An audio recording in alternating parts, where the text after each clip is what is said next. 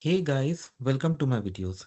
So a lot of time tenants worry about the deposit they put when they rent a property to avoid fake damage claims. So before I proceed further, if you've not yet subscribed to my channel, please go and subscribe right now. So guys, there are good and bad apples in every industry. I am a landlord, I am no longer a tenant. But still I'm making this video because I believe whatever is correct and whatever is wrong is wrong. Okay.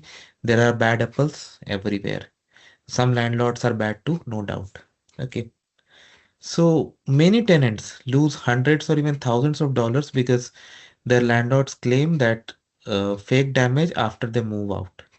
Sometimes it's not even real damage, sometimes it's just an excuse to keep your deposit or charge you extra. And this doesn't only happen in Canada. I have seen it happening in India and I'm sure it happens in other countries too. So it's not a particular location problem. Okay. So first of all, wherever you are living, the understand the deposit rules. For example, in Ontario, landlords can only collect first month rent, last month rent deposit. They cannot demand a damage deposit like some other countries. But depending on your country, as I said, I have seen in India, it happens. So what you should do that before you move in, document everything. Take a full video walkthrough, take pictures of everything that landlord provides, be it furniture, be it electronics, anything, ceiling, floor, appliance, record close up for scratches or even dents. Keep these safe, okay, and accessible. And also when you do this, make sure like you have timestamp attached to those, okay, so that you can prove. And then never trust any verbal agreement. If your landlord is promising repair, repainting, cleaning, it has to be confirmed by text or email. If there is any damage in the house, make sure you are doing communication in writing so that it cannot be blamed on you later.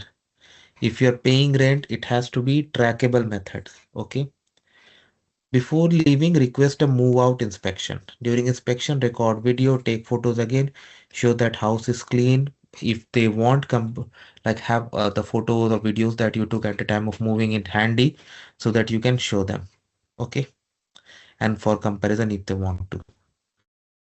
Now you need to understand that the difference between normal wear and tear versus damage. Because if paint is faded, there are some carpet wear and tear, those are not the damages. So this you should be aware of. So if you follow all this, it's gonna be simple for you. Knowing your local laws and following the standard practices will help you. Thanks for watching. Please subscribe to the channel.